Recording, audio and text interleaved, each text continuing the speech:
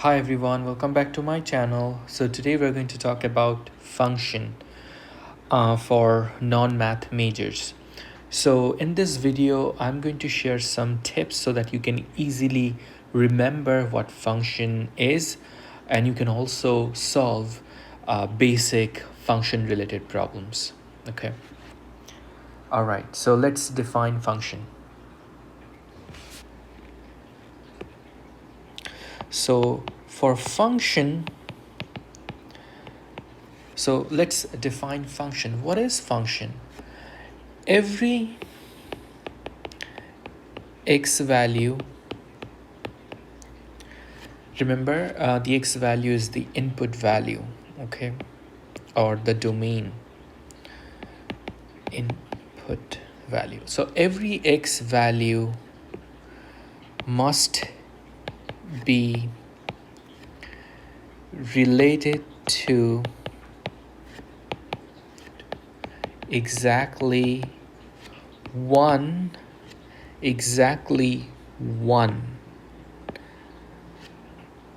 y value. Okay, so what is the function?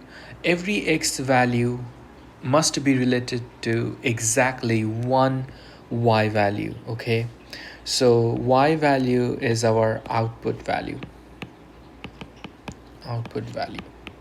So how can we easily remember this information? The only thing you have to remember is this: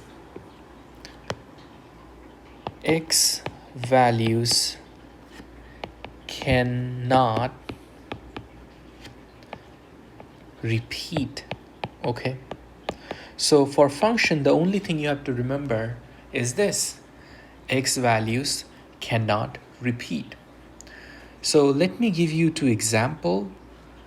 You can easily apply this information to solve that problem. So let's say I have two relation.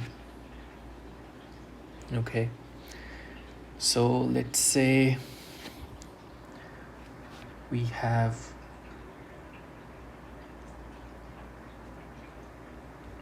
two relation. Relation A is equal to, let's say, 1 1 1 2 1 3, and let's say 1 4. Okay, now does it represent a function?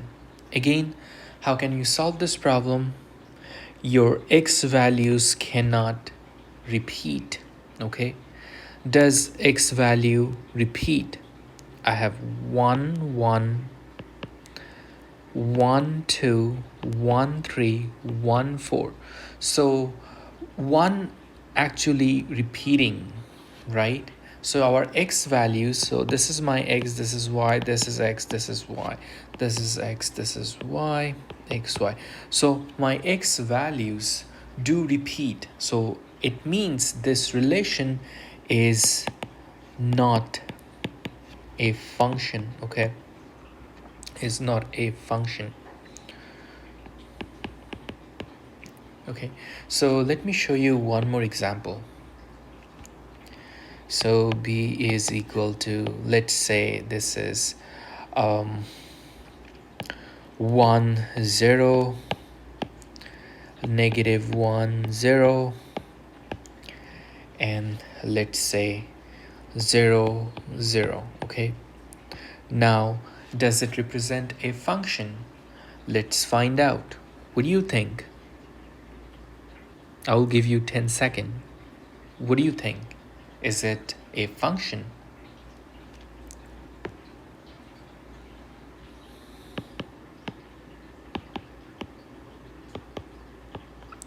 So as you can see, the x values do not repeat. We have 1, negative 1, and 0. So it means this relation does represent a function. Okay, does represent a function. So the moral of the story is the only thing that you have to remember is this: your x values cannot repeat. Okay, one more thing. One more thing you should remember. So there's a test in math. We call it the vertical line test. You all should remember this test, vertical line test. So by applying vertical line test, we can actually find out whether or not a given graph represent a function. For example,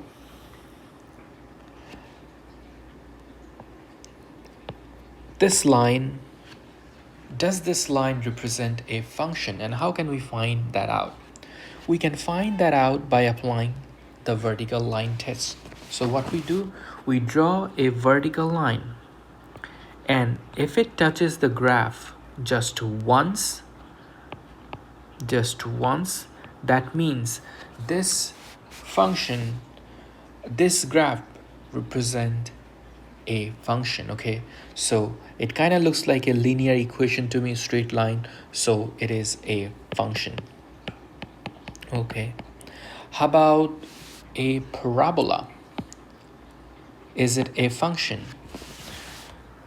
We can apply the vertical line test, so we can draw a vertical line anywhere, and if it touches the graph just once,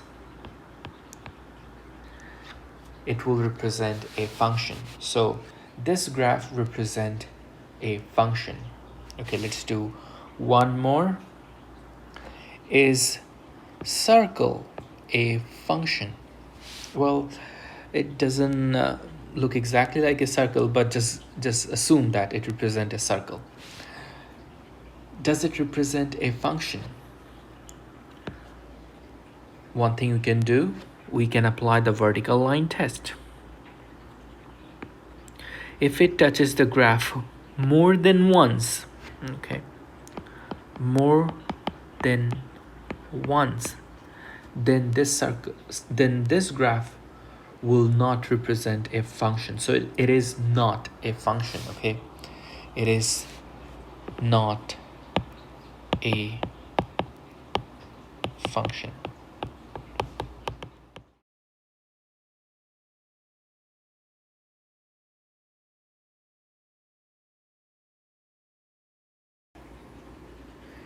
Let's talk about this challenge problem. Is x equal to y square a function? Is x equal to y square a function? What do you think? I'll give you 10 seconds to think about the problem.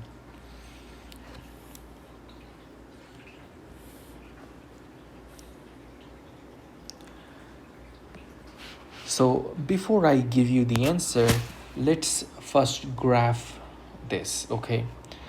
So in order to graph it, the first thing that we need a t-table. Okay. So we have y square equal to x. Well, since we have y square, we want to get rid of that y square. So we want to take a square root of both sides. If we do that, we're going to get y equal to plus minus square root of x, okay? Don't forget your plus minus sign. All right. So now why we want to simplify? We want to simplify so that we can easily graph. We can easily find out the values for our t-table. So x, y. So if x is equal to 0, our y is also going to be 0. We don't need to include plus minus sign because it doesn't make any sense. So that's just 0. If x is equal to 1, y is going to be equal to plus minus 1. If x is equal to, well, we don't want to choose 2 and 3 because we won't get a whole number. We want to choose 4. If we choose 4, we're going to get plus minus 2. We don't want to choose 5, 6, 7, or 8. We want to choose 9. 9 will give us plus minus 3. I think that's enough to draw the graph. So let's graph it.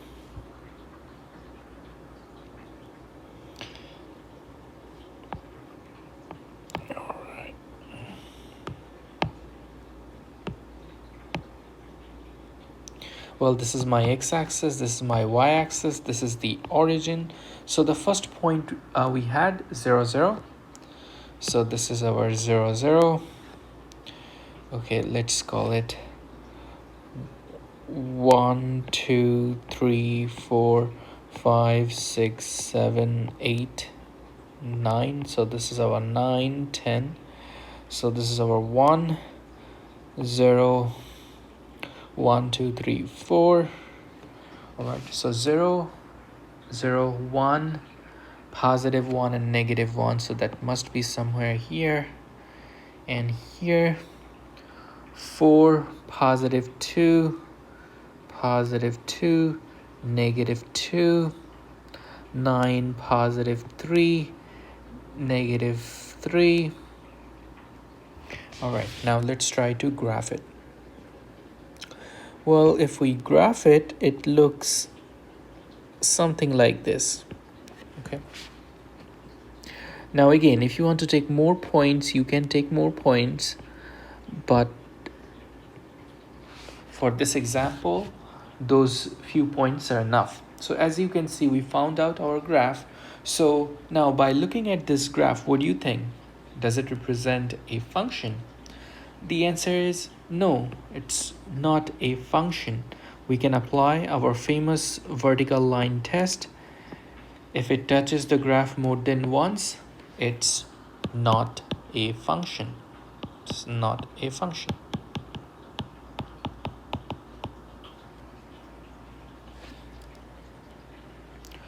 Let me know if you have any question. If you want me to make more videos like this, let me know.